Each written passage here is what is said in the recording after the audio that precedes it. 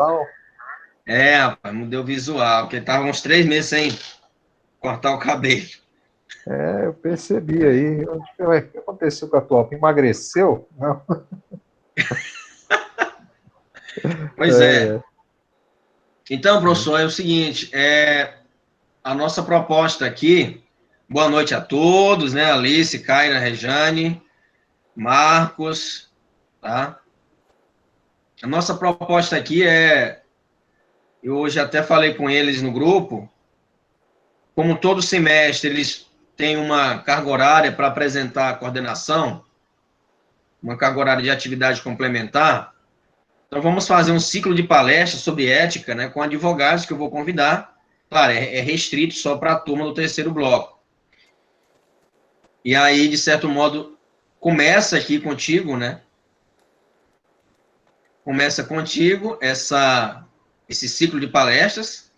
É claro que é obrigatório participar. Bem, se vocês quiserem às 20 horas, sim, né? Mas a disciplina, o conteúdo da disciplina vai estar na plataforma. Inclusive, já está na plataforma o conteúdo referente, vamos dizer assim, à aula de hoje, né? Porque a aula de hoje vai ser mais uma conversa, onde o professor vai apresentar a sua rotina de trabalho, o que faz um advogado, né? Tanto pela experiência em São Paulo dele, quanto aqui em Corrente, enfim, outras regiões que ele passou, né? Tá bom? Então, assim, a próxima aula será dia 14. Dia 14 nós temos um webinário, né? Então, sem pressa, né? Então, serão 5 encontros. Até junho, dá para ter esses 5 encontros com outros advogados. Tem o doutor Ebert também, que eu vou chamar, né? Que é advogado, inclusive aqui meu vizinho. E nós vamos conversar, enfim, sobre direitos, sobre prerrogativas, casos práticos, né? Vai ser bastante empolgante, né? Bastante dinâmico, prático, uma coisa mesmo, claro, evidentemente, sempre com olhar um estatuto, na resolução 2, um regimento, mas no dia a dia, muitas vezes, não é que foge da lei, né? Mas amplia-se, né, o leque de possibilidades, né, para você agir, evidentemente, sempre com o olhar ali, com o pé no estatuto, na resolução, tá bom? Então, vamos aguardar só um instantinho, mas eu gostaria de saber a opinião de vocês, da Kaira, da Rejane, que é a Hilda, né? Do Marcos, Thaís, Alice, a opinião de vocês, o que vocês acham disso, desse ciclo de palestras, se vocês vão participar quando tiver mesmo aqui o encontro. O Marcos está com um probleminha, mas pode falar, Kaira, Rejane, Alice, Thaís. Eu acho interessante, sabe? É uma prática nova e eu acho válido. O que mais, Kaira?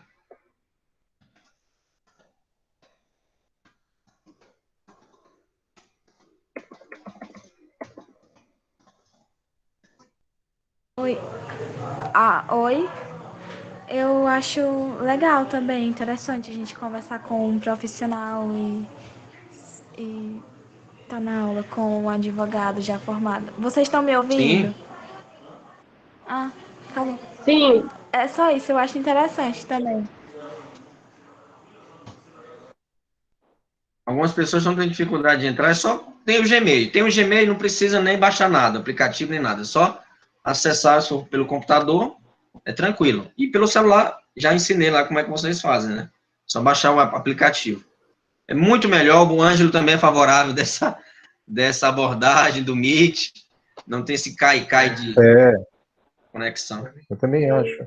Também acho. A interação do Google, né? Google Suite tem muitas ferramentas práticas, né? E assim, fora o Classroom mesmo também, como aplicativo, tudo. Aqueles que não estão participando do curso, né? Promovido aí pelo NPPE ali do Norberto Bob, Bobbio, né?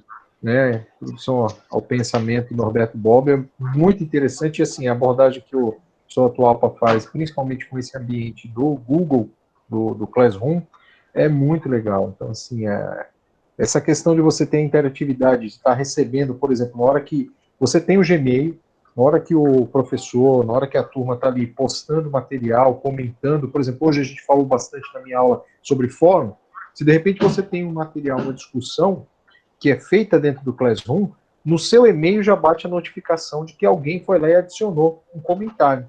Então a coisa é mais interativa, e é uma ferramenta que roda no servidor, ela não, diferente, por exemplo, do Zoom, que é uma ferramenta de videoconferência que depende do aplicativo na máquina, né, você tem uma tecnologia em nuvem, e a Google ela é líder, né, nessa questão de interatividade de ferramentas, e isso tudo facilita muito, principalmente essa gestão aí da educação, né, da ferramenta de aprendizado. Então, para mim, eu sou favorável, a faculdade está estudando isso, né, do que depende de mim e do professor atual, a gente já é intimista sobre esse ponto de vista, ou seja, a gente precisa evoluir, a faculdade vai evoluir nesse aspecto, eu acho que é uma das coisas que a gente está cobrando, e assim, até, professor, já abrindo, hoje eu mandei mensagem de novo para o nosso área de suporte, falar, eu quero saber como que está isso aí, mas qual vai ser a grande novidade? Acho que o professor atual, não sei se já comentou, a gente vai ter um seminário integrador de novo, tanto é que semana que vem tem uma reunião dos professores, né, nós professores vamos se reunir para estruturar o seminário integrador, para não deixar para o último mês de aula, né, lá para o final de maio, para falar de uma apresentação em junho. Então a gente vai ter aí, basicamente, metade de abril, maio inteirinho e junho para fazer um trabalho legal, que vai ser a terceira unidade, que vai ser esse trabalho multidisciplinar. Acho que... E aí essa ferramenta cai como uma luva, né, porque as possibilidades dela são muito mais viáveis até para a gente, porque, percebam, se nós estivéssemos no Zoom, a internet fica pior, né? E eu, por exemplo, dentro do Google, posso estar aqui na beira do mar, fazendo aí meus comentários. Verdade, verdade. É bem melhor, é mais interativa, é poliana, tá? Agora, se vocês quiserem uma experiência melhor, para não ficar essas laterais pretas, né? Vamos tirar um print, sim, para registrar. Não venham com essa história de, não tô feio, tô descabelado. É só botar o celular assim, modo rotação, tá? Coloca o celular assim, modo rotação, tá bom? A rotação, para você achar a rotação, basta você vir aqui. Nas configurações. Isso, nas configurações, rotação. Tentem fazer logo aí, antes que a gente comece, né?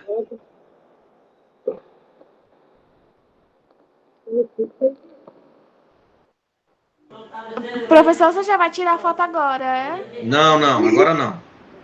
É porque eu tô no quarto da minha avó e aqui a lâmpada tá queimada, eu tenho que ir pra um lugar que tá com luz. Porque tem gente na Aqui casa também. que tá ventando.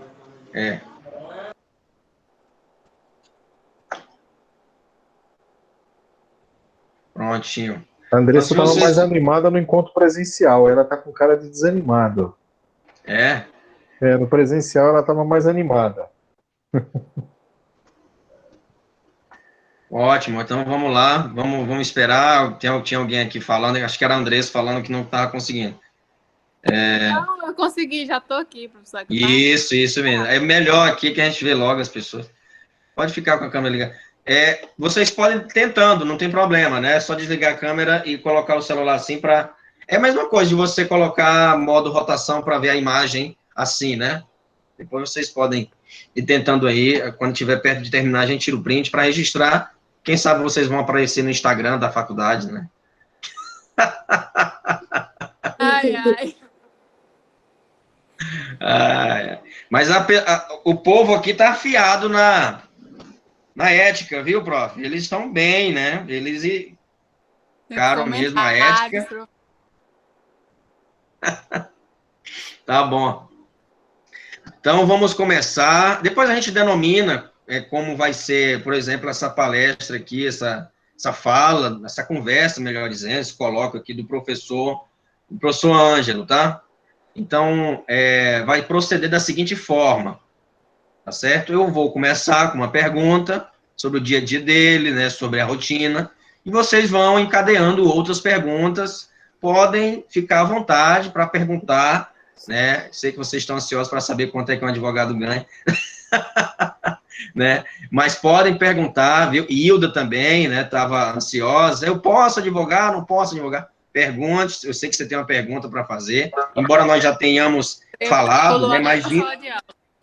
Isso, vindo de um profissional que já está na área há alguns anos, né, enfim, fica mais, vamos dizer assim, crível, né, embora o estatuto já está lá, né, só pode aquela atividade que eu já disse, né, professor universitário, mas, enfim, você tem uma pergunta para fazer, pode fazer, tranquilo. Mas, Ângela, vamos começar nosso bate-papo falando, né, sobre essa questão, né, que muitas pessoas acham que o advogado tem privilégios, né, privilégios pessoais, né, que eu vejo que as pessoas confundem direitos, confundem prerrogativas, não, ele é um profissional como qualquer outro, e porque tem esses direitos, né, tem essas regalias. Gostaria que você falasse um pouco, né, sobre as prerrogativas do advogado. São regalias, são direitos? Como é que é? Como é que se desenvolve isso, se desenrola no dia a dia, no seu dia a dia? Então, primeiramente, quero agradecer aqui o convite, tá, pessoal? É um prazer estar com vocês aqui mais uma vez e falar um pouquinho sobre advocacia. Falar sobre advocacia, para mim, tem um significado todo especial, porque o direito surgiu na minha vida no momento em que, no exercício de outra atividade, em outra área profissional, na área técnica, no desenvolvimento de sistemas para a indústria automobilística, eu resolvi estudar uma outra área, né, a área de humanas, e aí eu queria alguma coisa em humanas e algo que fosse realmente palpitante. E aí, no meio do caminho, só aqui fazendo uma introdução, eu entrei numa aula de matemática, né, me inscrevi para o curso de matemática, e no primeiro dia de aula na faculdade, uma faculdade muito grande em São Paulo, eu errei de sala e entrei na sala de direito. E aí sentei na sala e a primeira aula era de introdução ao estudo do direito, né, com a professora Fernanda.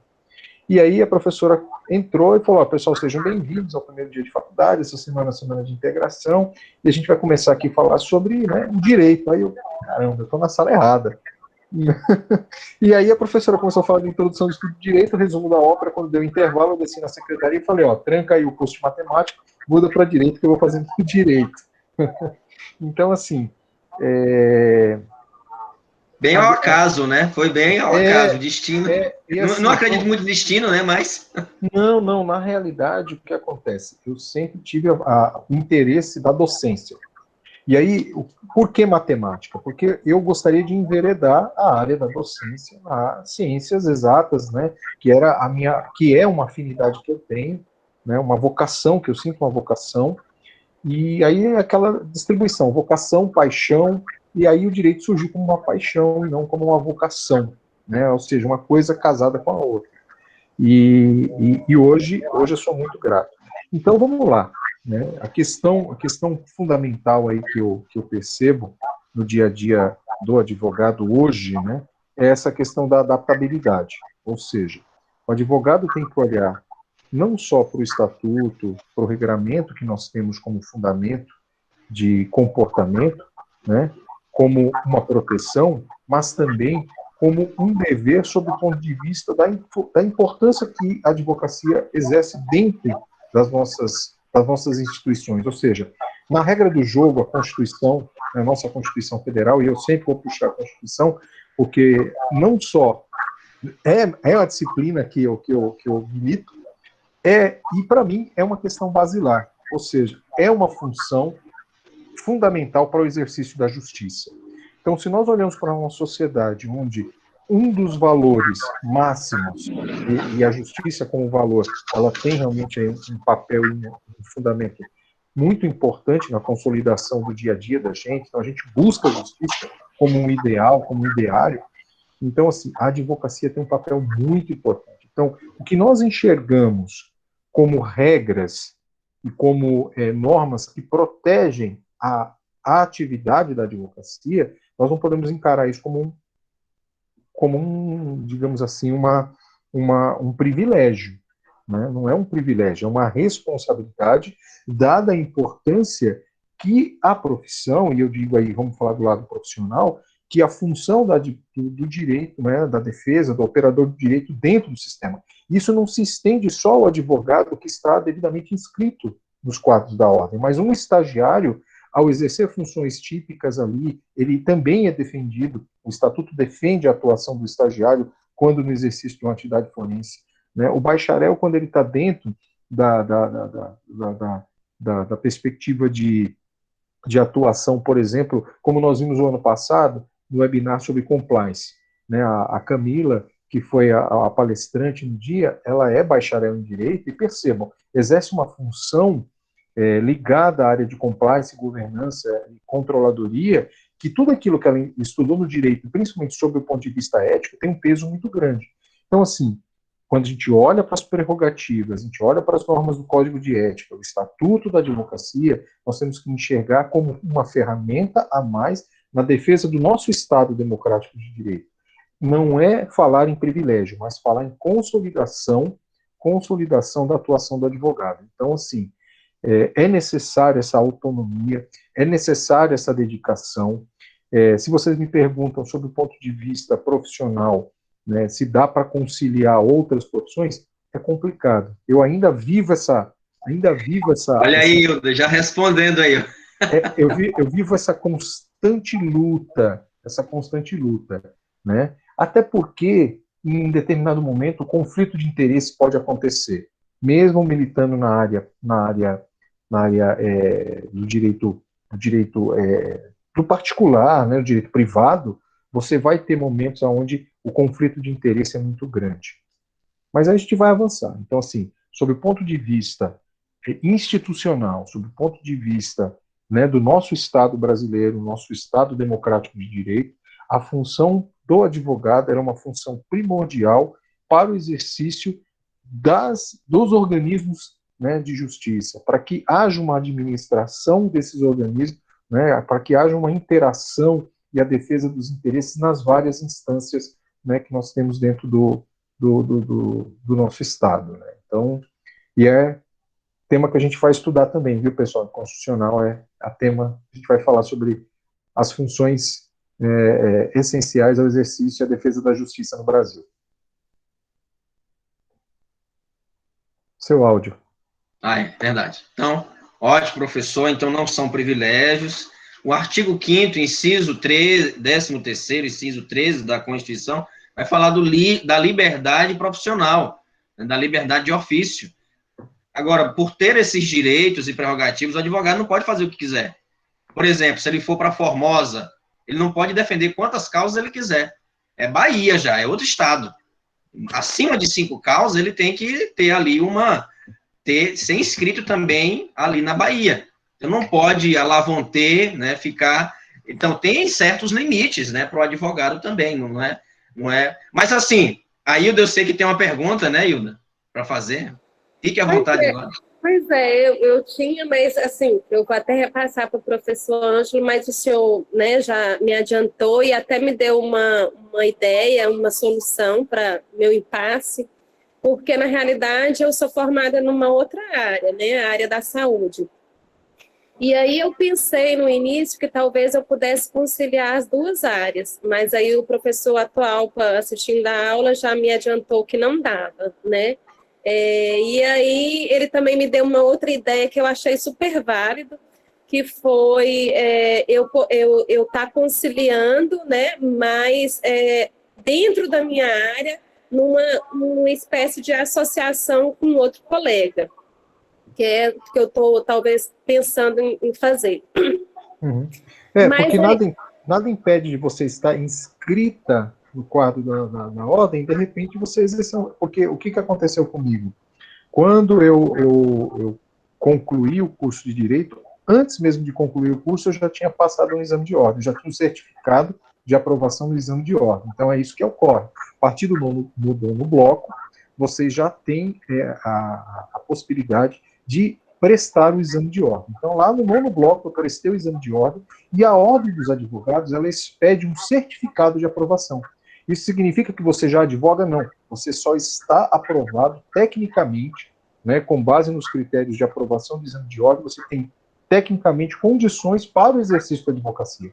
Porque aí sim, a inscrição no quadro vai depender de outras prerrogativas, né, que vão depender da sua situação, do seu passado, da sua idoneidade moral, né, são critérios subjetivos que vão ser auferidos. O critério objetivo do exame de ordem, ele só aufere a capacidade técnica, né, dada algumas aí a gente vai fazer aqui uma colocação.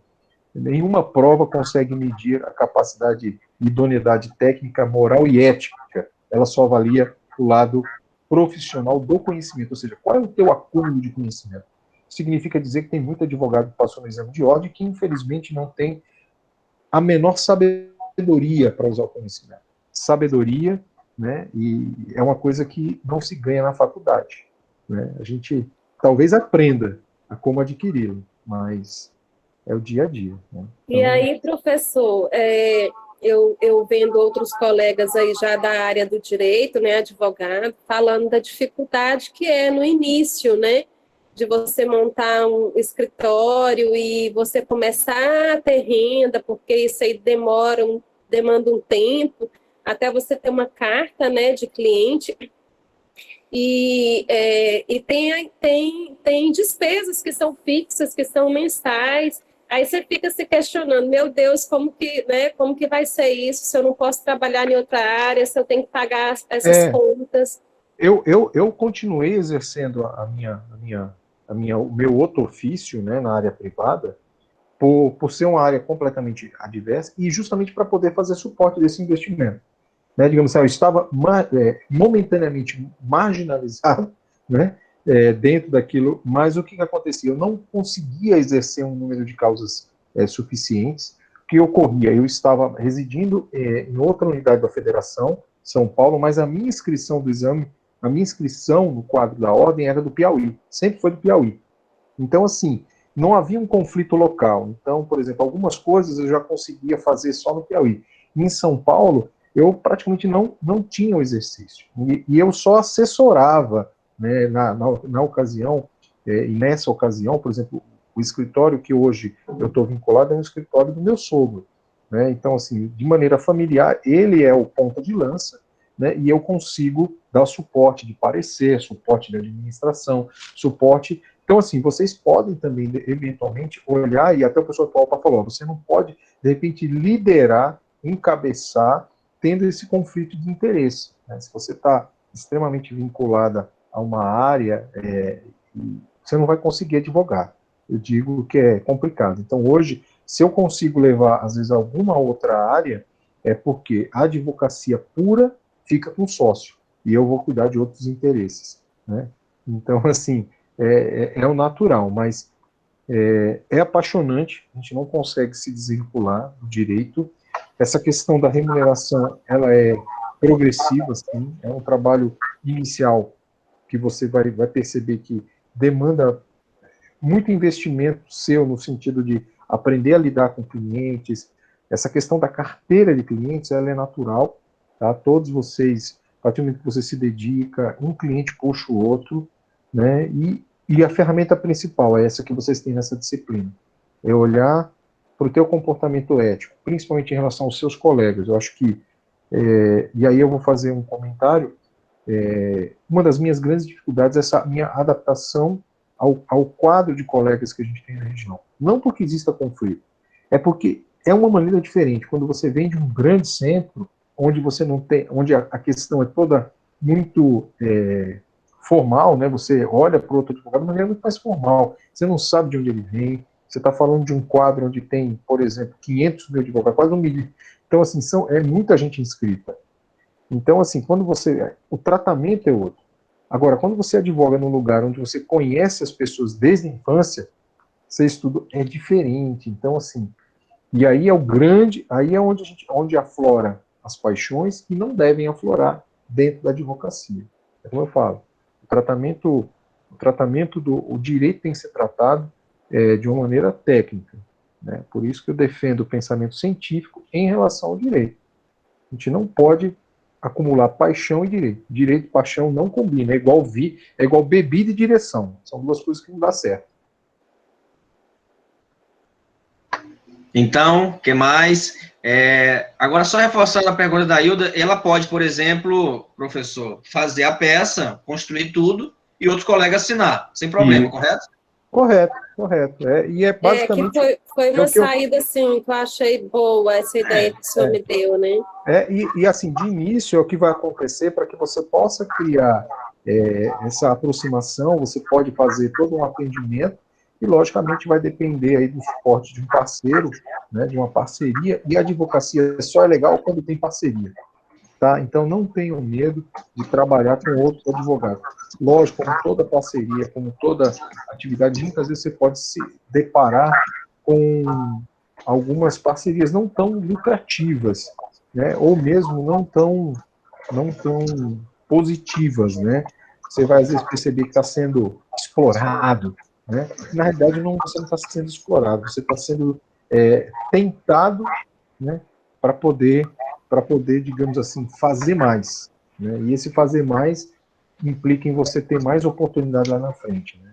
Então, assim, é como eu falo, não se criam pérolas sem atrito. Então, para que você seja realmente um ótimo advogado, isso vai passar por aquele momento da exploração. Estou sendo explorado. Né? Sempre, né? E não é isso. Não é isso. Você se sujeita realmente a uma carga de trabalho, a fazer mais para poder acumular mais experiência. Não tem jeito. Não tem jeito, né? Professor, e no meu caso, Poliana, né, concursada policial militar, eu não vou poder exercer a advocacia, né, mas eu posso, assim, porque eu moro no Goiás, certo? Eu trabalho no Piauí, mas eu moro aqui no Goiás.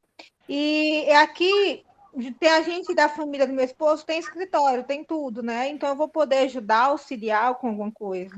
Na realidade, você pode, como diz assim, fazer aquela você vai ser uma parecerista, né? Você vai poder opinar tecnicamente, mas sem aparecer.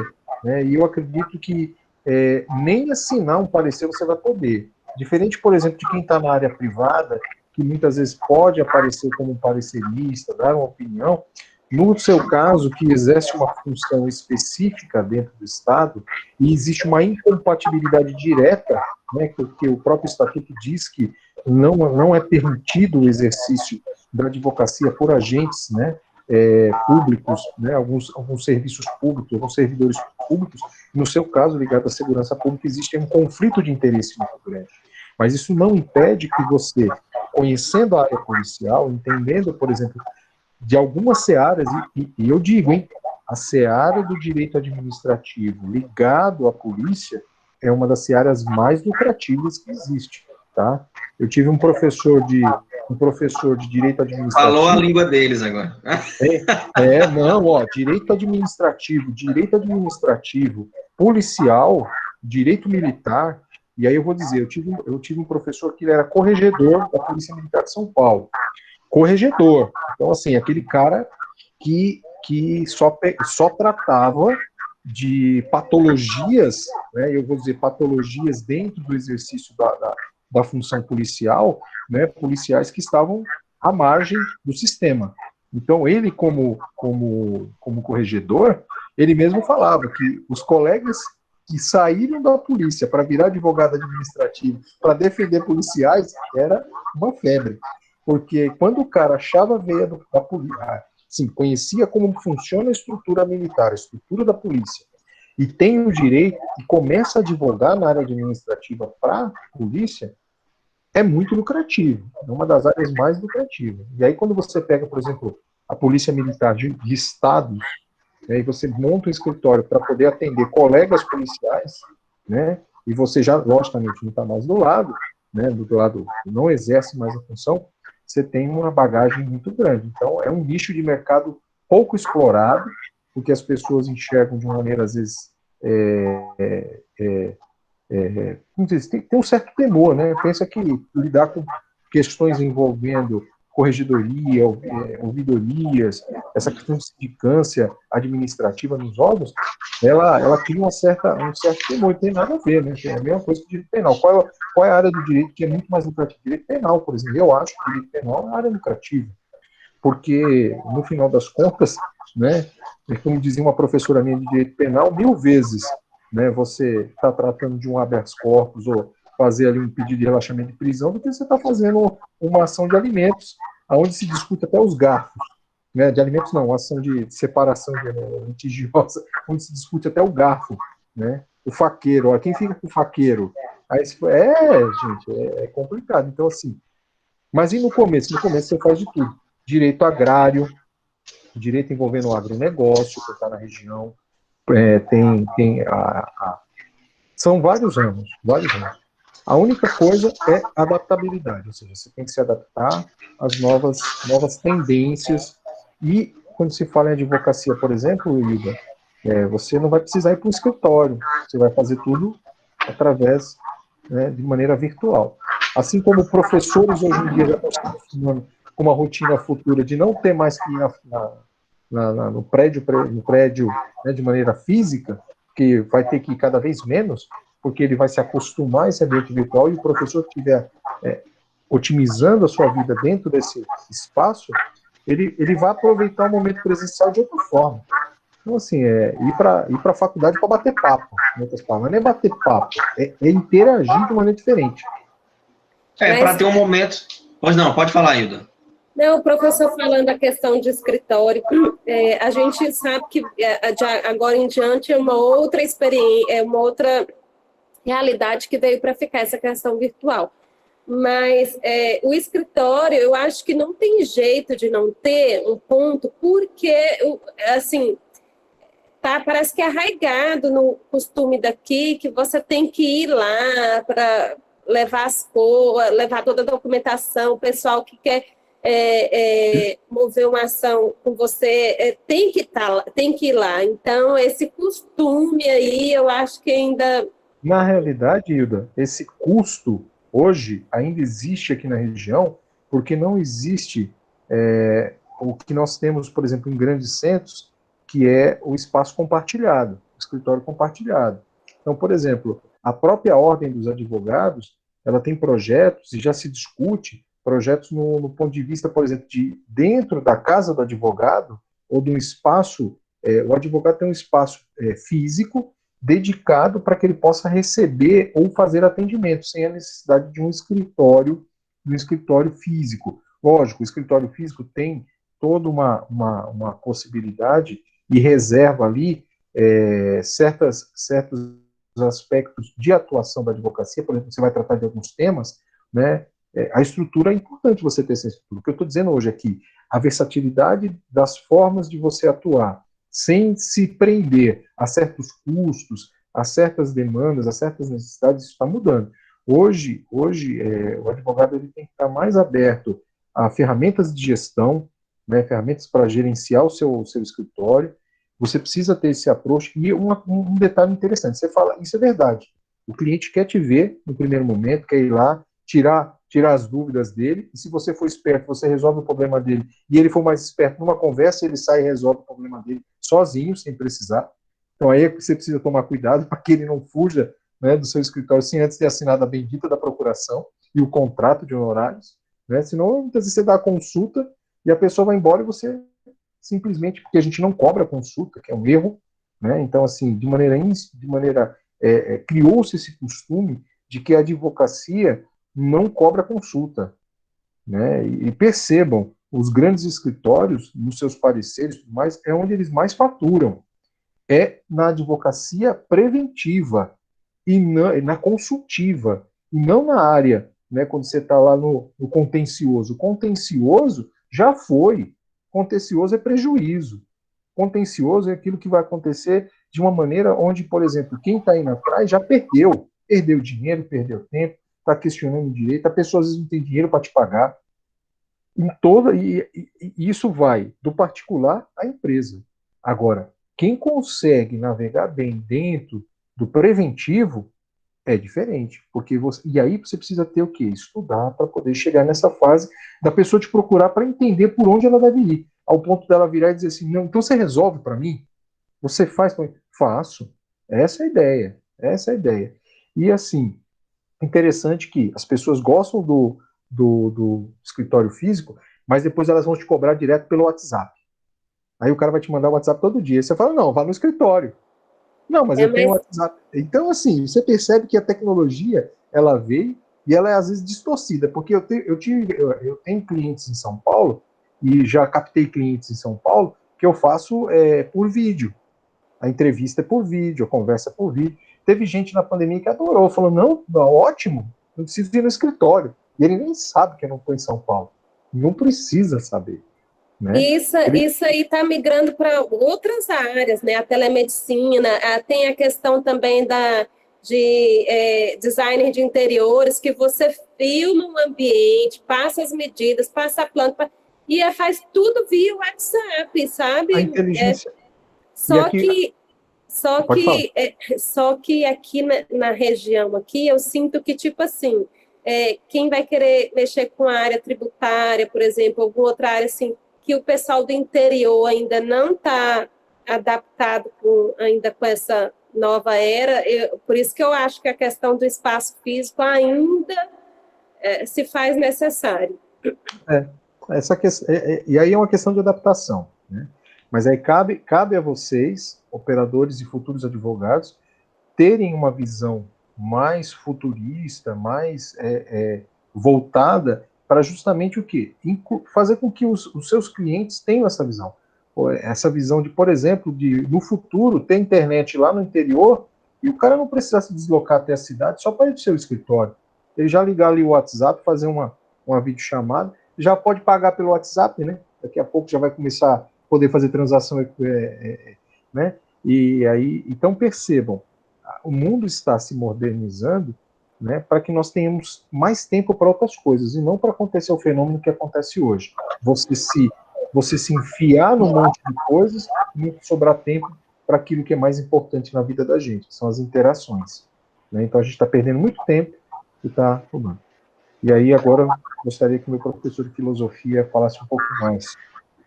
Muito bem. Ótima interação, Hilda. Poliana falou dos impedimentos, professor Ângelo, dos impedimentos, a questão da incompatibilidade, né?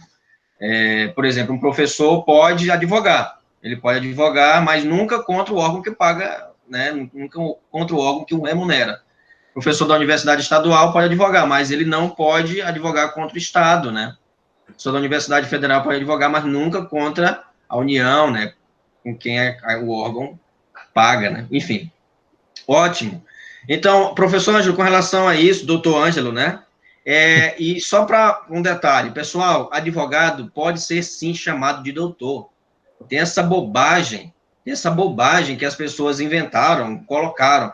Doutor é quem faz doutorado. Então você vai chamar, como é que você vai chamar o magistrado? Juiz? Toda vez você vai se reportar ele como juiz? Ou um desembargador? Senhor desembargador. Tá, você pode. Mas não pode chamar. O doutor Jamil era juiz daqui, né? Agora tem um substituto aí. Como é que vai chamar? É doutor, sim. Não tem como. Isso foi de Dom Pedro. Independentemente de Dom Pedro ter colocado aquela, né, legitimado lá do século XIX e tal, não tem problema. É doutor. É doutor e acabou. Não tem parênteses, não. Doutor é quem faz doutorado? Ok. Na minha área, vocês não podem me chamar de doutor. Eu sou mestre. E vocês não podem. Isso sim. Agora, se um advogado tá ali, independentemente de ser pós-graduado ou não, ele é doutor sim. Ele é doutor sim. Entende? O médico da mesma forma. Um dentista da mesma forma. Até a enfermeira agora pode ser chamado de doutor, né? Então, assim, é consensual. Faz parte da dinâmica do dia a dia. Então, quando vocês escutarem isso, tentem não absorver essa bobagem.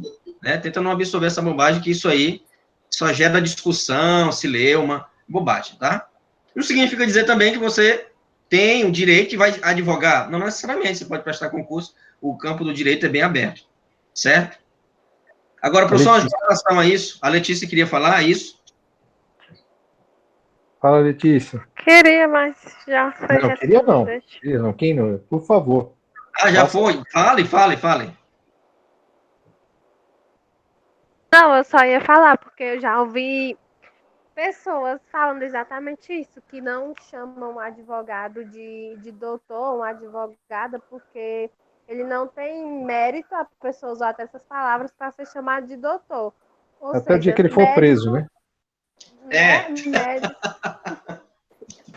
Eu tenho uma pergunta. Viu, Letícia? No dia que ele Muito bem, for preso, ele te chama até de Jesus Cristo. Kaila. Muito bem, Letícia, excelente.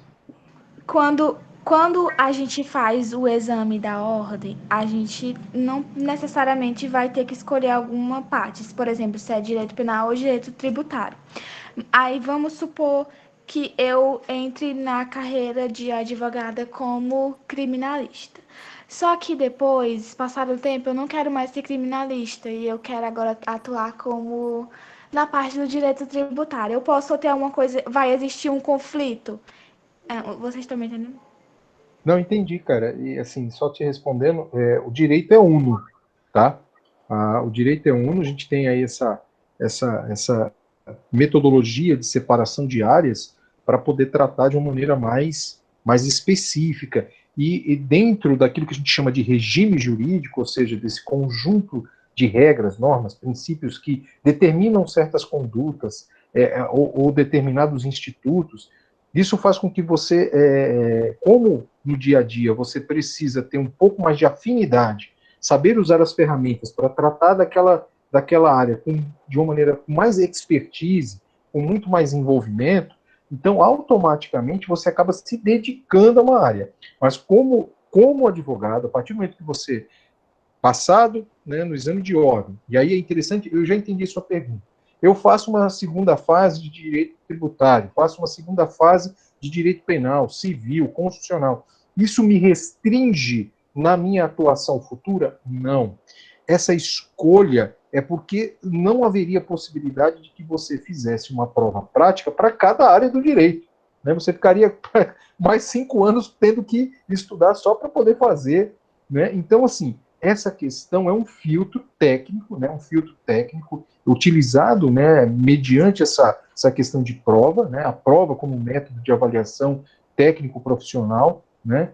Para possibilitação, para te certificar no exercício da profissão. Mas uma vez advogado, uma vez inscrito no exame, inscrito no quadro da Ordem dos Advogados, você vai poder atuar em todas as áreas, principalmente não só, como eu falei, no direito, né, propriamente dito, né, na parte da defesa do interesse dentro do contencioso, do preventivo, mas também, por exemplo, na atuação administrativa.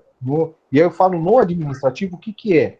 Naqueles trabalhos de balcão, né, por exemplo, junto ao INSS, que é o direito previdenciário, tem muito administrativo, junto ao direito tributário, principalmente na área junto ao fisco, né, a defesa do contribuinte dentro da área administrativa, que não precisa de advogado. Né, em tese, não precisa de advogado. Mas como advogado, né, você tendo conhecimento, entendendo muito da área, né, sobre a seara daquela relação, você consegue fazer um requerimento administrativo com muito mais propriedade que o administrado. Né? Um recurso de multa, por exemplo. O recurso de multa não precisa de um advogado, mas um advogado gabaritado, que conhece o direito de trânsito, conhece o direito que envolve as relações de trânsito, que conhece como funciona de maneira muito clara as regras, os regulamentos dos DETRANS.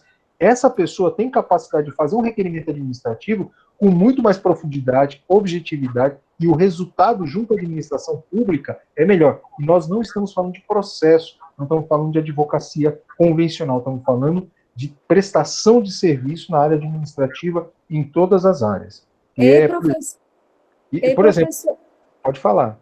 O que o senhor está falando tem a ver com a questão de valor, do valor da ação, de não precisar do advogado ou não?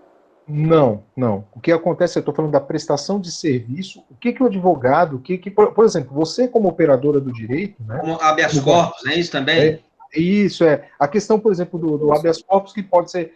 A gente aí está falando do ius postulandi, ou seja, do direito de postular. Né? Postular em causa própria. Existem algumas áreas dentro do nosso sistema jurídico, dentro do nosso Estado Democrático de Direito, que não é necessário ter o ius postulando. Então, na Justiça do Trabalho, na primeira instância, o habeas corpus como remédio constitucional para a proteção da sua liberdade. Esse é um direito que o ius postulante, o direito de requerer, de postular, ele é personalíssimo, ou seja, você pode fazê-lo. Agora, quando você defende a administração da justiça, né, ou seja, quando você está diante, né, de uma relação aonde impera, né, um interesse da coletividade, ou mesmo falando em direito pessoal, mas que você defende, né, dentro da ordem jurídica, dentro da ordem do Estado, né, o interesse do terceiro, que não pode ser necessariamente defendido por ele mesmo, né, você vai precisar desse serviço, ou seja, a função do advogado na intermediação, né, de certos serviços, principalmente no exercício do ius postulandi, é uma prerrogativa de sistema, né? Ou seja, ele gera peso, ele gera equilíbrio, né? Então, assim, não tem como uma pessoa, por exemplo, exercer uma defesa em segundo grau mesmo. Vamos falar, por exemplo, a pessoa pode, lá no primeiro grau da Justiça do Trabalho, atermar uma reclamação. Ele pode chegar lá, olha, com a carteira de trabalho, virar lá no balcão da Justiça do Trabalho e falar, eu vim aqui fazer uma reclamação porque o meu empregador não pagou. Vai ser feito uma reclamação, vai abrir ali, a ação vai nascer. Mas aí você vai para o segundo grau. No segundo grau de jurisdição, para haver um equilíbrio técnico na defesa do direito, é necessário do advogado. Então, o ius postulandi, ele é um princípio que se baseia, ao meu ver, na questão técnica, na questão de equilíbrio técnico, ou seja, você precisa de uma pessoa preparada para o exercício das ferramentas envolvendo aquelas questões. E aí o que eu estava falando da prestação de serviço, um ponto antes, é que não olhem para o direito só como advogado. Você, Hilda, como advogado, não pense só nas tradicionais atuações dentro do direito contencioso, ou seja, na defesa das relações que já tem problema, que já tem uma patologia. Você pode atuar no administrativo, né, nas causas administrativas, fazendo requerimentos. Em que áreas? Falei no direito de trânsito, né, no direito removendo questões de trânsito, aí é aquela questão de você, por exemplo, fazer a defesa do seu cliente para recurso de multa, para discutir problemas envolvendo as relações do administrado com a administração pública na regulação do direito envolvendo o trânsito, né? A questão, por exemplo, toda a área administrativa, todo requerimento administrativo pode ser feito pelo advogado, e você pode se especializar. Né? Na área fiscal, por exemplo, é uma área muito rentável. Tem escritório que só defende no administrativo.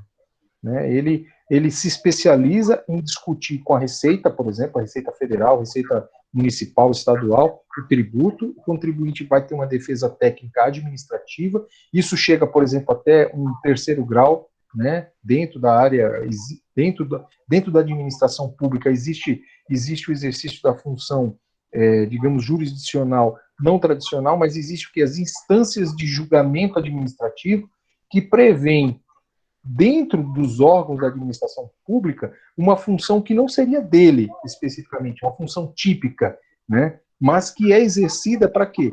Para efeito de economia, para efeito de especificidade. É como eu falo, por que eu vou questionar um tributo? Por que eu vou questionar um tributo na justiça se eu posso discutir administrativamente com a própria administração pública?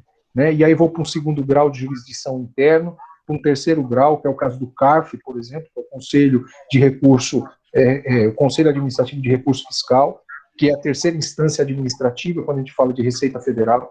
Né? Por que você vai no CARF lá discutir? Porque existe efetividade, porque existem princípios que regem a administração pública que me permitem, como advogado, atuar no administrativo de forma rentável. Tá bom? Então é isso que ocorre muito. Por exemplo, processo disciplinar administrativo dentro dos órgãos da administração. Nada impede que o advogado faça a defesa dentro de um procedimento administrativo, dentro de uma secretaria qualquer. Uma secretaria, por exemplo, de educação, instaura um processo administrativo disciplinar contra um professor. Ele pode constituir advogado para sua defesa. Ele deve constituir um advogado especialista em direito administrativo para que o devido processo legal seja defendido também na instância administrativa. Né? Eu estou falando aqui, são um leque de atuações que as pessoas não param. Todo mundo só olha para a caixinha do advogado contencioso. É o cliente que chega lá com o título protestado, chega lá com a separação, até no direito de família. Né? E às vezes também enxerga o advogado associado ao tribunal, né? Eu sempre tive uma noção de que advogado, ele penso que até para evitar honorários e tudo mais, ele evita o tribunal, porque assim, quanto melhor ele resolver antes do tribunal, a lide é mais proveitoso para ele, né? Ou seja, é uma profissão que traz aí a questão de resolução de conflitos. É um resolvedor de conflitos, não um litigante, não uma pessoa que quer ir, né, com toda a velocidade para o tribunal, porque o tribunal é a casa dele. Não, pelo contrário. Quanto melhor o acordo, né, mais ele vai poder pegar outras causas, vai ter tempo, né, e não vai ter que gastar tempo ali preparando, arguição, né, enfim. É isso? O processo demanda muito. Pode falar, Hilda. Professor, aí, assim, o senhor comentou da questão da OAB, né, que no nono período, né, não é isso que o senhor falou, a gente pode estar fazendo a prova. Mas aí no nono período é ao final do nono ano, ou eu posso estar prestando no início? Eu não sei se tem no início. E outra questão também que eu queria saber é a questão de honorários. Por exemplo, se eu estiver atuando na área penal, né? Eu sei que habeas corpus qualquer uma pessoa pode fazer. Mas aí, na questão de um problema penal, eu cobro por um habeas corpus, aí depois eu cobro pela defesa, se eu tiver que fazer uma defesa, é uma cobrança de uma coisa ou cobrança de outra coisa? Aí, já sendo direto, a Ordem dos Advogados tem uma tabela de honorários. Cada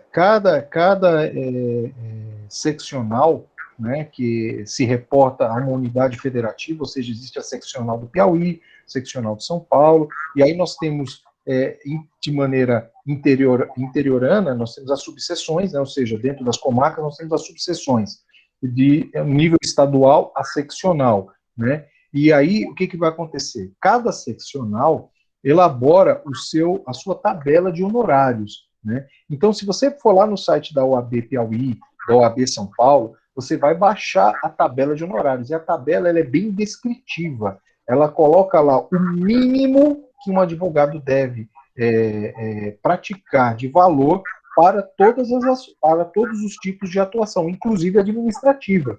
Essas que eu acabei de falar aqui, prestação de serviço administrativo, requerimento e postulação junto aos órgãos de administração pública, existe na tabela uma remuneração mínima estimada. Essa questão da remuneração do advogado hoje, percebam, ela sempre é conflitante, né? Porque até, voltando aí um passo atrás, a gente fala, por exemplo,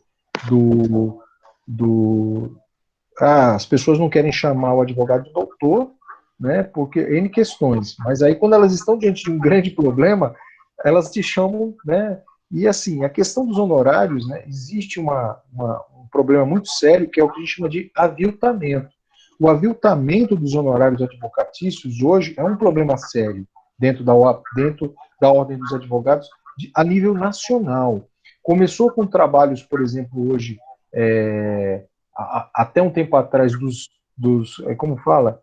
Não é representantes, mas eu esqueci a expressão.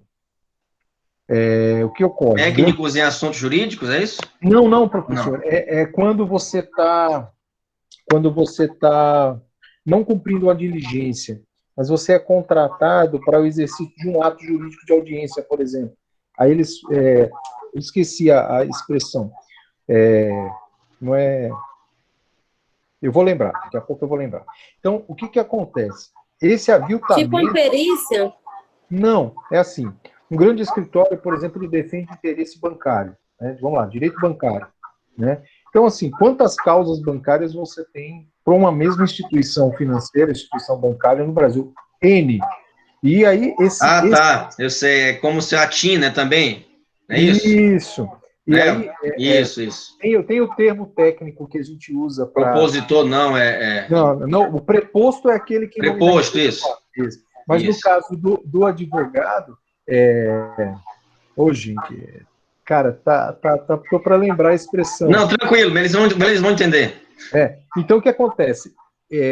Você ganha pelo ato praticado. Então, por exemplo, você tem ali o ato de audiência, né? E aí, o que acontece? Chega um momento que certos advogados estavam fazendo, por exemplo, audiência por valores ínfimos, valores extremamente, né, como representante, né, você representando um grande escritório, num número de causas ali, e você... Por exemplo, a TIM, né, mais prático, a TIM tem 5 causas da TIM ali na região, e aí vai sempre para aquele representante, e aquele representante toma conta de todas aquelas causas, né, e paga um valor X pelas causas, entendeu? Um pacote, e aí paga um valor determinado, não é isso? Quer ver? Então, assim,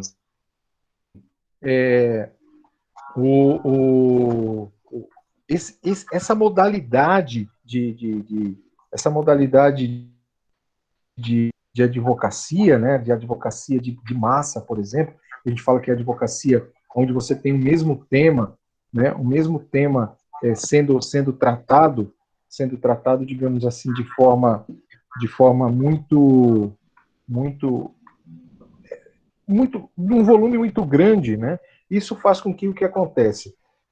Você tem ali advogados aviltando a carreira, cobrando valorizinhos pela prática dos atos, né, próprios da advocacia, por exemplo. Tinha gente cobrando aí um valor muito pequeno para fazer uma audiência de acordo no juizado especial para, por exemplo, um problema bancário. E aí, por exemplo, o valor era um valor muito pequeno. Isso acabou por quê? O que acabou com esse serviço? As audiências virtuais. Que os grandes escritórios agora não pagam mais. Né? Não pagam mais para ter esse representante local. Né? Só para poder, por exemplo, cumprir atos de audiência. Uma empresa de São Paulo ter, por exemplo, 5 ações aqui, não precisa pagar um representante dessa empresa, né? Não precisa, porque agora virtualmente pode resolver esse conflito. Isso mesmo. Então, assim, a expressão não é emissário. Você não precisa mais contratar um advogado local para um trabalho, né, que hoje você pode resolver de maneira virtual. Então, isso melhorou, sob certos aspectos, a questão dos honorários, porque tirou esse subaproveitamento da função. Então, hoje o advogado, quando ele tem que, no mínimo, praticar a tabela, Hilda. A tabela é o mínimo que nós praticamos. Mas geralmente 30%, né, professor? Vai muito. Você cobra na base percentual ou você cobra um valor cheio que representa o ato. Você fala, eu posso cobrar pelo ato de um habeas corpus? Você pode cobrar. Né? Você vai lá, você vai ver que a tabela diz a prática da defesa da aplicação de um remédio constitucional. Você vai cobrar um valor. O valor do acompanhamento de uma defesa processual na esfera criminal de maneira, sabe, do começo ao fim. Começando desde lá do inquérito policial até a última fase. Você vai cobrar um valor pela prestação de serviço. A sua prestação de serviço tem como parâmetro mínimo a tabela da OAB. Mas, de acordo com de acordo com a prática local também, o que ocorre? Os advogados cobram para determinadas demandas um percentual que varia entre 30%, né, de 15% a 30%. Né? Então, assim, entre 15% a 30%, né, e também depende do volume, né, do valor da causa, né, o que você está discutindo, qual é o valor. Se você vai ter, por exemplo, honorários de sucumbência, que é um plus a mais, né, que você acaba ganhando quando você está lá na instância contenciosa e tem êxito. Então, digamos, você tem honorários contratuais, honorários sucumbenciais, que são muito interessantes, né, e tem os seus honorários de prestação de serviço geral. Então, o seu contrato pode prever, por exemplo, olha, eu tenho que fazer um trabalho administrativo, tenho que fazer um trabalho propriamente, então, digamos assim, você vai fazer a defesa de um cliente na área administrativa, fazendo primeiro o requerimento junto à instância administrativa. Se houver uma negativa, você vai para a instância judicial.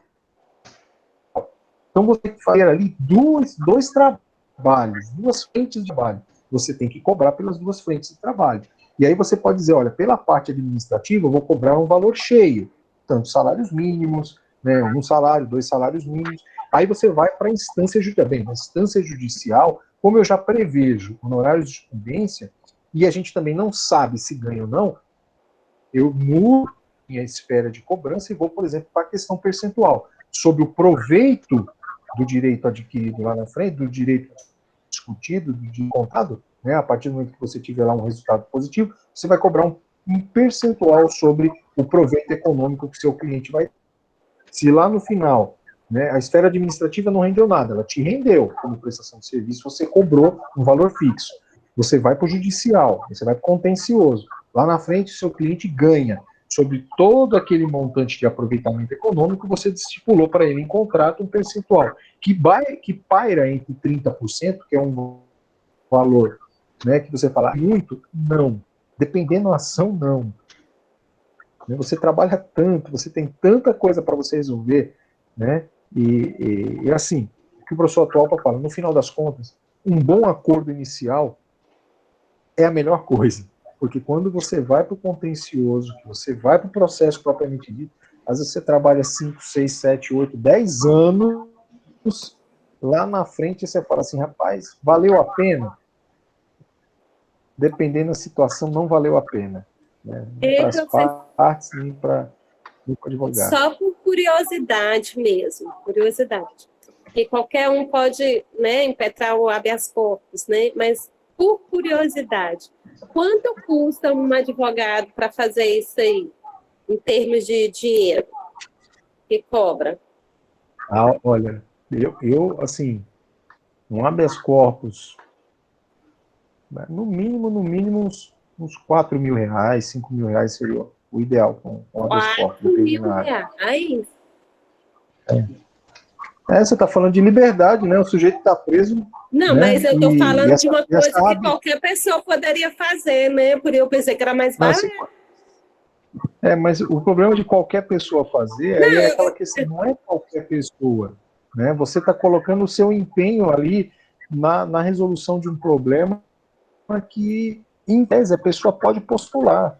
Né? Não, se ela realmente tiver eu achei muito bom, mas na minha leiguice, né, eu pensava assim, como qualquer pessoa que não tem conhecimento jurídico, né, pode estar fazendo isso, então eu julguei que fosse um ato mais barato, mas eu achei muito bom. Não, a gente está falando, o habeas corpus, ele é uma ferramenta, ele é um instrumento. Poliana, vamos prender o povo. Eu prendo tu falta. A Poliana prende. Mas vejam bem. Vejam bem. Mas isso vai muito da realidade do local, né? Do local. Eu estou falando assim, 4 mil reais. É diferente de São Paulo, é diferente. Veja bem. Gente, vamos falar de caso. O habeas corpus, só pontuando, um habeas corpus, por exemplo, de uma autoridade pública, chega até R$1 milhão. O escritório... Você vê o tanto que aquele advogado do ex-presidente Lula não deve ter ganhado dinheiro. Não, mas na realidade, o interesse da personalidade, o direito de ir e vir... Quantos habeas corpus ele não impetrou, né? Quantos habeas corpus? Foi, professor? Sim. A defesa ficou barato, R$1 milhão. Pelo trabalho que ele teve, ele trabalhou muito. Se vocês analisarem o escritório foi... Gente, é o que eu falo. Propaganda é algo do negócio. Não, mas a defesa foi bem feita, né? O lado técnico foi muito bom. O Gilmar Mendes foi o Gilmar Mendes, né? Que até chorou, ficou emocionado. Aí, Mas então, ele emocionou devido ao trabalho da advocacia em si, né? Da defesa, né? O mérito da Lembrando que ele defesa. começou daí também, né? Veja a importância do advogado, né? A importância. E a autonomia do advogado, né? Da técnica, do estudo dele, né? Professor, e outra coisa, aí a pergunta da Hilda. Aí deixa eu falar para o senhor. Tem os valores atabelados, né? Mas isso ele pode levar para o lado pessoal também, né? Pode fazer até de graça. Só quando tem algumas, para quem não tem condição, para advocacia essas pro coisas. bono. No caso, um amigo para amigo, vou dar de presente, vou lá advogar para você. É a mesma, também. eu vou falar pelo lado técnico. Advogar para pessoas muito próximas é a mesma coisa que clinicar para parentes. Ou seja, Não presta não, sabe por quê? Só interrompendo E não te aqui. falando Sabe por isso. quê? Porque antes de você nem entrar na faculdade, você só passar no vestibular, o povo, quando formar, quando for advogado, vai fazer isso pra mim de graça, não sei o quê. Pagar a mensalidade da faculdade ninguém quer, né? muito bem, muito bem. E outra também, o envolvimento pessoal, ele atrapalha o teu juízo de valor e a tua visão profissional, a tua visão técnica. Então, assim, na hora de tomar decisão, atrapalha muito. Eu, assim, advoguei para pessoas próximas e confesso, é muito frustrante.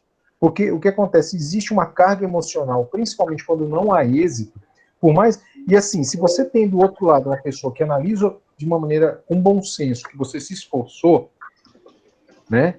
E beleza, não teve êxito, a pessoa entendeu, olha, foi o juiz que entendeu, a gente fez o máximo, usou todas as ferramentas, mas mesmo assim você vai se deparar com essa pessoa no seu ciclo de amizade. E o fato de você não ter logrado êxito tem uma carga, uma marca, cria uma marca profissional que você não merece. Uma coisa é você Não vale a pena. perder uma ação advogando com um cliente qualquer, um cliente que te contratou de maneira externa, sem vínculo. O que vai acontecer? Você pode perder a ação desse cliente? Pode. Isso te traz um ônus? Não. O teu ônus emocional, ele fica ali abalado, logicamente, pelo lado técnico, mas isso não é repisado. Você vai olhar de uma maneira fria, vai aprender, eventualmente você poderia ter atuado de forma diferente. Agora, envolve a carga emocional, do parentesco, da afinidade da amizade, você vai perceber que você vai ter o seu juízo profissional atrapalhado, você vai se sentir ali atacado, você vai olhar e falar, cara, eu não fiz o meu melhor, eu fiz o meu melhor, ele não reconheceu. É difícil. Então, assim, fora a pressão, né, psicológica da família em cima do advogado, e que tem uma ideia de quando o advogado entra com uma ação, é causa ganha. Não. Isso vai depender muito do contexto, vai depender muito da outra parte também, das provas que, de repente, se for criminal, né? Isso depende, né? Depende, sempre o estudante de direito fala, né? Depende, tudo depende. É a carga do deôntico, né? É o dever ser, né? Digamos assim, a gente acaba dentro da lógica do direito sempre no dever ser, ou seja, sempre na esfera do deôntico, né? Do mínimo. Se nós reduzirmos todo esse conjunto de regras que às vezes especificam uma conduta, você está no mínimo irredutível. Lá quando a gente tinha lá o mínimo múltiplo divisor comum, no direito você também tem o mínimo múltiplo divisor comum, ou seja, se você for extraindo todas as condutas de uma determinada relação jurídica, lá no final você vai achar aquela partícula mínima que é o dever ser. Qual é o dever ser dessa situação? Né? O que está efetivamente ali? E aí, o que vai acontecer? Muitas vezes, você poderia resolver esse problema numa boa conversa com o cliente mesmo. Se ele tivesse possibilidade, ele resolvia entre ele e a outra parte. Não precisava te chamar. Quando ele te chama, como eu falo, já é uma patologia. Eu uso essa expressão patologia porque eu tive um professor de processo civil, e ele é juiz no TRF3. E ele fala da patologia processual, ele usa a expressão patologia dentro do direito com muita propriedade. E faz essa, eu não diria analogia, mas ele realmente fala, quando uma relação intersubjetiva, ela apresenta um desajuste, né? Esse desajuste, nada uma patologia, e aí a gente vai olhar como uma doença, isso requer um tratamento. E muitas vezes, essa doença, para você, num nível que você não consegue mais remediar, como na medicina. Não adianta você procurar cura quando você, anos a fio, não tomou os determinados cuidados ou não fez aquilo que a gente chama de medicina preventiva. As pessoas vão atrás do advogado muito tarde, assim como vão atrás da medicina muito tarde. Um diagnóstico precoce na área da medicina e na área jurídica é muito importante. Ou está mudando isso com as redes sociais, está mudando isso com acesso à informação, o Google responde, então o cliente já vem para você sabendo quais são as possibilidades jurídicas, ele já sabe que você vai empregar. Ah, o habeas corpus, ótimo. Por que ele não entra com habeas corpus? Porque nem sempre é o momento do habeas corpus. Porque antes mesmo você pode entrar com outras medidas mais simples, né, e que te permitem, por exemplo, salvaguardar a sua liberdade, como um relaxamento de prisão. Ou seja, quando vocês estiverem estudando o processo penal, vocês vão entender.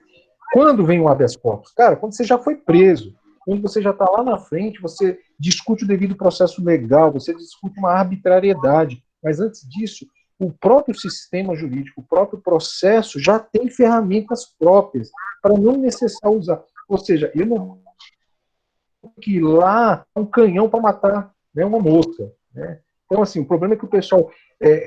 a gente tem que... Eu considero dizer que a gente tem uma metamorfose, né, dos problemas. Então, você começa lá com uma mosquinha e, no final das contas, para aquela mosquinha você usa um habeas corpus, né? Você podia usar um relaxamento de prisão, um pedido específico, você podia usar outros remédios. E até alguns juízes acham até mais, né, tecnicamente você usar uma outra via. Tem gente que já vai atrás de um canhão, é uma questão de escolha opcional, né? E tem outros que está diante de um dinossauro e ele chega com uma petição genérica para o juiz. Então, você tem lá um dinossauro para matar e o cara quer... Né, e ele chega lá com, olha, eu vim aqui fazer um pedido, né, um embargo auricular, vou lá no gabinete do juiz. Não, gente, não é assim. Mudou. Então, assim, o que eu falo para vocês é, honorários, a gente precisa melhorar. Melhorar sob que ponto de vista? Através da tecnicidade. Quanto mais técnico você for, quanto mais o cliente entender que ele está pagando por... Ele está indo atrás de um serviço de qualidade, ele não vai poder negar que você merece o seu honorário, mesmo quando ele perder. Então você tem que trabalhar tão bem que mesmo na negativa, mesmo no infortúnio, você... E eu lembrei da expressão, é advogado correspondente. Então, hoje, existiu uma época onde o advogado correspondente, o que acontece? Houveram sites e escritórios de correspondente. Você se inscreve como advogado, então, por exemplo, você como recém-formada, recém-inscrito no exame de ordem, você vai lá, coloca-se à disposição como advogado correspondente. Para quê? Para praticar atos, participar de audiência, fazer, por exemplo, embargos auriculares. É bem um freelance mesmo, né? É o freelance para alguns serviços. E como correspondente jurídico, você fica ali sendo acionado. Então, é que nem lá no... Tem Facebook, né? Você, por exemplo, precisa de uma diligência no fórum para vistas a um processo físico. Então, imagina um advogado de Teresina ligando para você: ô Hilda, eu estou precisando de vistas de um processo físico aí no TRF, aí, na Justiça, no Juizado Federal aí de Corrente. Você está do lado, você fala, tudo bem, vou cobrar diligência, você vai cobrar o seu deslocamento, vai cobrar pelo ato, e aí entra uma graninha. Isso aí é o plus. E você vai lá só para tirar foto do processo, só para fazer uma carga. E tinha gente que pegava essas demandas e cobrava tão barato e chega naquele ponto do aviltamento da profissão, né?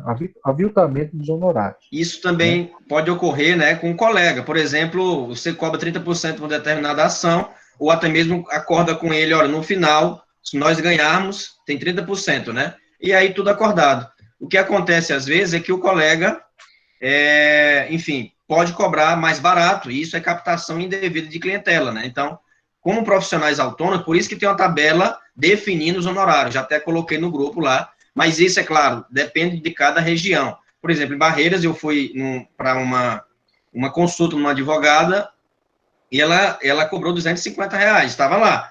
Ela, olha, se você ficar comigo, tudo bem, a gente não vai mais cobrar essa consulta. Né? É um negócio, você tem que dialogar. Agora, se não, evidentemente que aí a consulta é esse valor, né? E aí já acordado o valor com ela, né? Paguei o valor e ela me consultou, e depois a gente conversou e, claro, chegamos a um denominador que é 30%, ou até mesmo quando ganharmos a causa no final do processo, e aí vai ter, enfim, um processo por danos morais e tal, isso faz um tempinho já. Mas então, para dizer que isso tudo vai de acordo com o cliente, né? Não pode também o advogado, né, professor Ângelo, de certo modo, ser desleal com os colegas, né? Com os colegas, cobrar, como ele falou, né? Cobrar tão barato, mas tão barato, que vai soar como captação indevida de clientela depois, né? Eu não vou nesse aqui mais barato, né? E vou nesse aqui mais barato que resolve, né? Às vezes o barato pode ser caro, né? E quando acontece, que é o que assim, eu vejo que mais acontece, pelo menos aqui, né? Quando você pega uma ação e aí você cobra os 30%, desde que você ganhe a ação. Se você não ganhar, aí você não precisa pagar nada para o advogado. Também é uma forma de captação ou não? Porque na realidade, se você não ganha, né? Se você fez o trabalho, mas se você não obteve êxito, aí você não ganha nada. Aqui acontece muito isso, sabe? Acontece. E é isso que desanima um advogado, né? No final das contas, imagina você trabalhar aí um ano. Também, professor Ângelo, o pessoal não tem muita condição.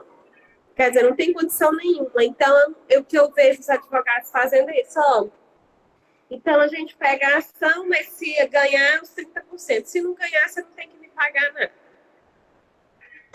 Mas o que acontece? Você tá tratando aí de determinadas áreas do direito, onde, digamos assim, a probabilidade de perda, né, ela é menor. Existe uma lucratividade maior, né? Então, assim, e a complexidade inicial, ela não é tão grande. Vamos assim, abrindo o jogo.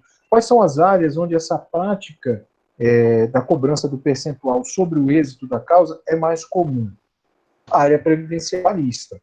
Por quê? Essas duas áreas, elas especificamente não demandam tanto da parte administrativa. Os advogados já partem para o contencioso, diferente do previdenciário, porque aí que está. Em algumas áreas, por exemplo, no direito previdenciário, você tem a possibilidade de cobrar pelo trabalho administrativo. Olha, nós vamos fazer aqui o seu requerimento, vamos falar de benefício. Eu vou fazer o requerimento do seu benefício e pela parte administrativa, a gente vai cobrar um fixo, né? Por exemplo, meio salário mínimo, um salário mínimo. Para quê? Para custear o teu escritório no desenvolvimento da atividade administrativa. Vamos falar o custo fixo, internet, o aluguel do ponto, esse tipo de coisa. E, automaticamente, havendo êxito no procedimento, você cobra um percentual sobre o montante que foi, digamos assim, auferido ao final, que foi, digamos assim, o êxito. Aí você diz, e quando não há êxito? Bem, essa questão de não haver êxito, ela envolve justamente a análise do cliente. Se você está advogando para pessoas que realmente não têm uma condição financeira inicial, suporte, né, você tem que entender que você vai trabalhar pelo êxito, né? Então, não é desonroso, não é nada desleal, é uma adequação ao mercado, como você, Hilda. É muito normal, é muito natural aqui, em função até mesmo da baixa da cultura renda, da região, né, professor? Você não cobrar, e mesmo em grandes centros, pelo êxito das causas, em determinadas áreas do direito, né, ela é natural, é a prática corriqueira, porque o que acontece? Você trabalha com volume de causas. Então, assim, trabalhista, por exemplo, o advogado, ele começa com determinado... No começo, para você que está começando, é triste você trabalhar e não ter êxito. Mas quando você olha para um escritório de advocacia, por exemplo, eu cheguei a trabalhar com um escritório que no final de semana ele colocava 500 ações no sistema. Um escritório que faz o protocolo de 500 ações trabalhistas, ele cobra pelo êxito. Ele não tem tempo de ficar cobrando, o cliente paga primeiro para mim poder entrar com a ação. Não, ele vai entrando. Gente, 500 ações num final de semana, represado, a ação, entendeu?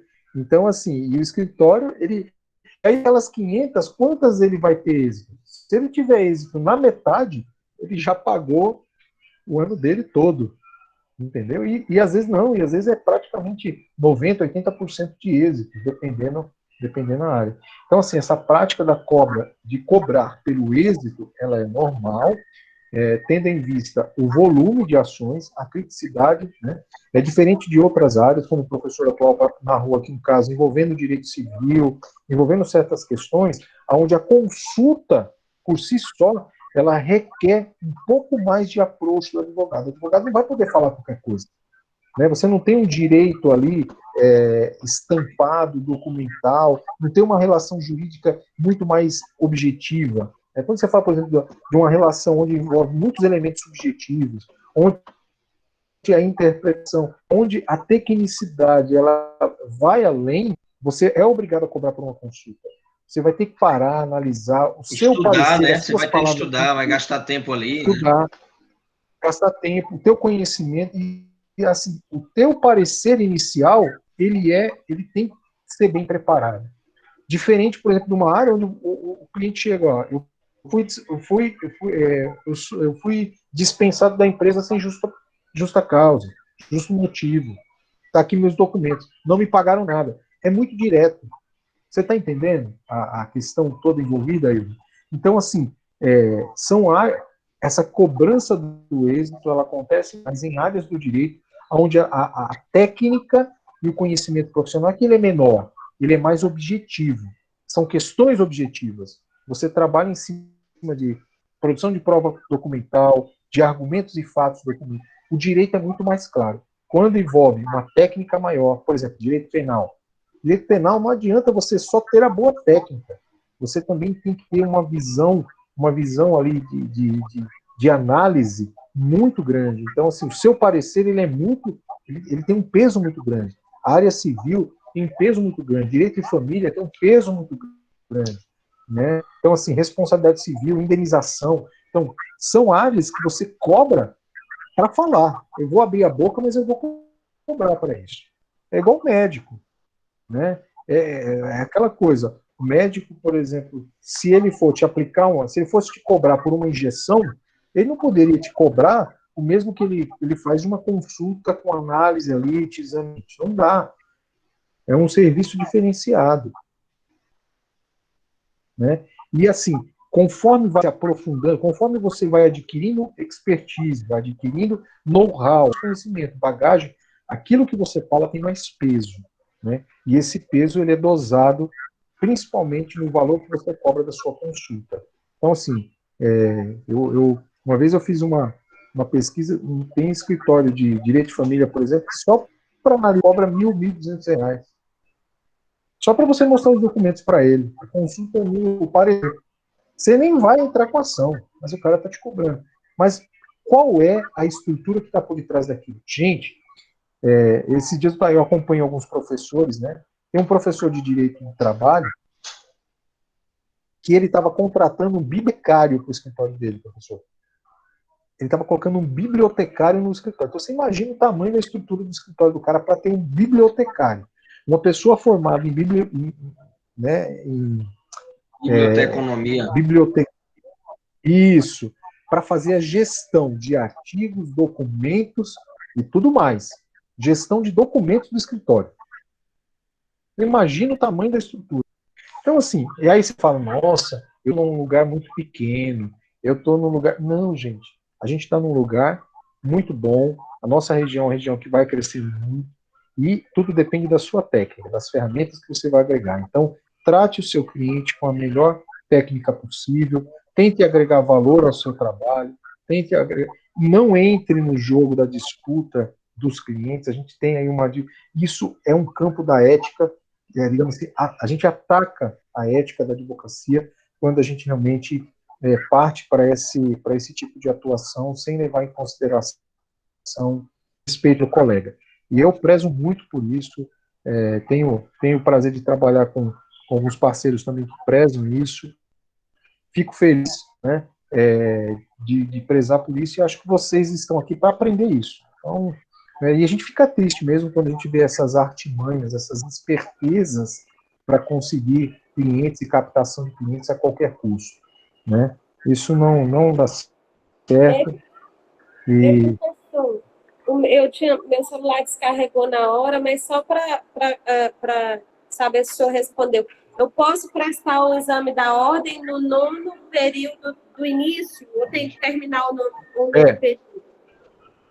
Você ao concluir o oitavo bloco, você está apto ao 9º bloco. Você passa para o 9º bloco, uma vez matriculado no 9º bloco, você tem que estar matriculado no 9º bloco e sem dependência. Você não pode arrastar dependências. Se você tiver com dependências em semestres anteriores, você também não consegue prestar. Você vai ter que primeiro cumprir as dependências para depois ter o seu resultado de prova de exame validado. E salvo engano, você realmente não pode estar com pendência. Você pode fazer lá quando você começou o 9º bloco, você está matriculado no 9º bloco, digamos, você vai começar as suas aulas do 9º bloco em fevereiro. Já tem um exame em fevereiro mesmo, em março. Você estando matriculado no 9º bloco, não tendo dependências, né, dos semestres anteriores, você já está apto a prestar o exame de ordem já.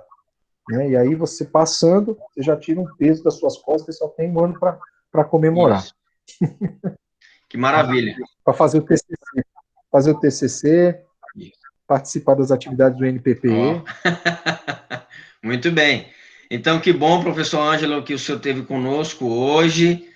O convite pode se estender a outras ocasiões, com certeza. Então, serão 5 encontros, certo? Serão 5 encontros.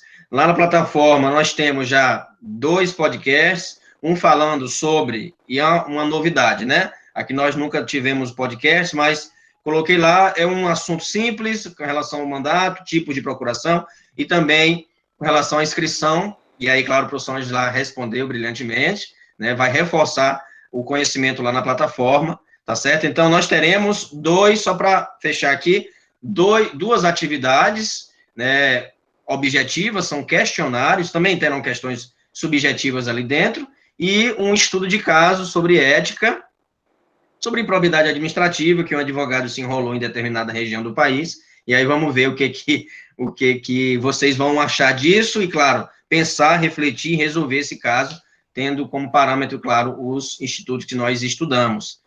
A resolução, o estatuto e o regimento. O que mais? As notas já estão na plataforma, vocês consultem, em caso de dúvida, para revisar, vocês podem me consultar sem problema, tá bom? Mas eu penso que o controle das atividades vocês devem ter. O que eu não fiz né, evidentemente, não tem como dar nota pelo que nós não fizemos, né, professor Ângelo?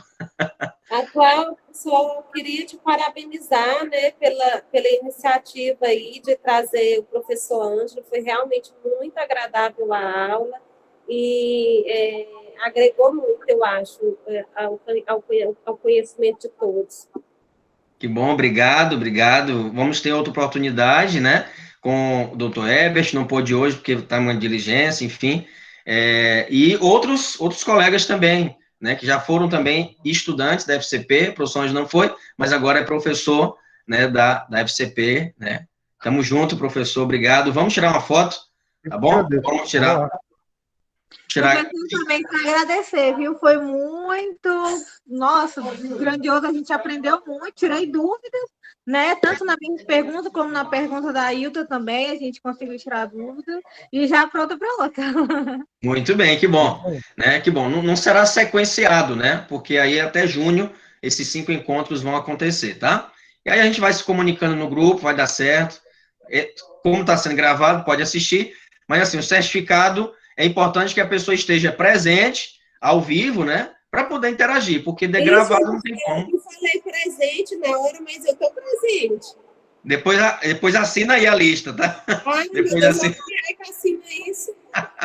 É no chat, né? Tá aqui, ó. Tá. Eu vou dar um oi aqui, ó. Oi. No chat, meu Deus. Vai aparecer aí.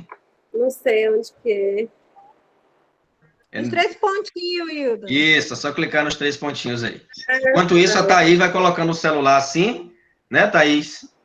Pra gente né? Fazer, Thaís, tá aí ouvindo? Isso, coloca o celular direitinho, horizontal, modo rotação, tá bom? Pra gente tirar um print, para não ficar essa tela do lado preta, né? O professor é meio chato, às vezes, com o print. São as fotos que temos, né? Temos que ser exigentes. Melhorou, Thaís? Tá melhor a mão estava doente? Ah, passou, tá inchada, né? Vê se foi algum, sei lá, uma abelha, alguma coisa do tipo, não? Professor Ângelo, obrigada, né, também por participar e colaborar conosco. Isso. Eu Ótimo, que professor. agradeço a paciência de vocês. Eu que agradeço a paciência de vocês, o convite do professor Atualpa. Registro aqui a minha admiração por ele.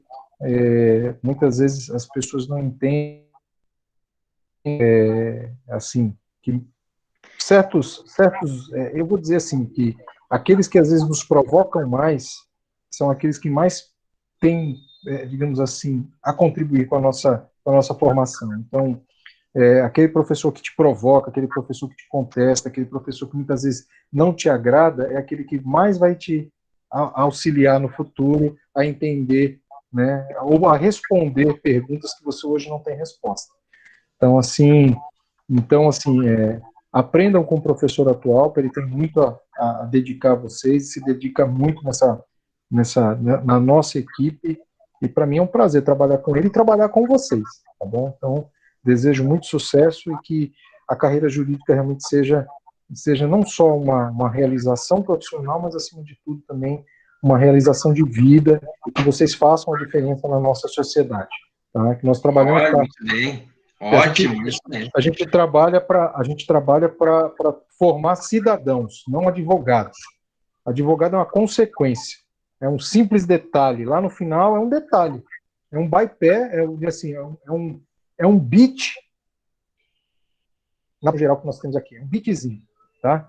E no final das contas o que a gente forma é cidadãos que pensam, tá? Então é isso que eu espero de vocês, tá bom? É um prazer. Ótimo. Excelente, professor. E doce de buriti também, que eu gosto. Muito bem. Então vamos colocar, né, Camila, cadê você? Apareça, por gentileza. Agora sim é a hora da foto. Mais uma vez, muito obrigado, professor Ângelo, a todos que ficaram até agora. É necessário ao vivo, porque senão até fica um pouco sendo injusto com quem vocês estão se esforçando para ficar aqui, né? Olha a Thaís aí, com a mão inchada e tudo, mas persistindo, está aqui para tirar esse bendito print, que não sai nunca, mas vai sair, tá bom? É tão importante o ao vivo. Quem estiver ao vivo vai sim garantir o certificado de 20 horas. Quem não tiver, infelizmente, não tem como a gente, né, fazer isso. O encontro gravado, é importante a interação. Tá bom, a Rejane não está conseguindo. A Camila, coloca o celular normal, porque você não conseguiu colocar a rotação. Coloca assim, em pé. E aí, ótimo, deu certo. Deu certo, Camila. Tava bom. Aí, ótimo. Isso. Perfeito. Olha, Camila, conhecendo você agora, viu, Camila? Vamos lá, Letícia, visual novo, Letícia. Meu dedo tá doendo muito, não aguento nem sorrir. Aguenta, você é um charme sorrindo. Vamos sorrir. Essa mão vai dar certo. Já eu converso contigo para ver como é que a gente fica. Vamos lá, atenção. 1, 2, 3. Ótimo. A Letícia botou a mão na frente, Letícia. Não pode colocar a mão na frente. A Letícia não, a Thaís, vamos lá. De novo. Deixa a Letícia consertar aqui, que travou a imagem dela. Um pouquinho de paciência, vai dar tudo certo, vamos lá. Foi, Thaís, congelou. Vai assim mesmo. Então, vamos lá. Vamos lá. 1, 2, 3, foi. Ótimo. Print tirado, excelente. Né? Vamos compartilhar aqui no grupo, para ver se vocês vão gostar. Eita, minha gente, excelente. Muito bom tê-los aqui, tê-las. O Marco saiu, então só temos mulheres, né? Muito bem, acadêmicas, futuras delegadas aqui, procuradoras, juízas, né? Muito bem. Tem que estudar ética. Além de, claro, vamos formar cidadãos, cidadãs, né?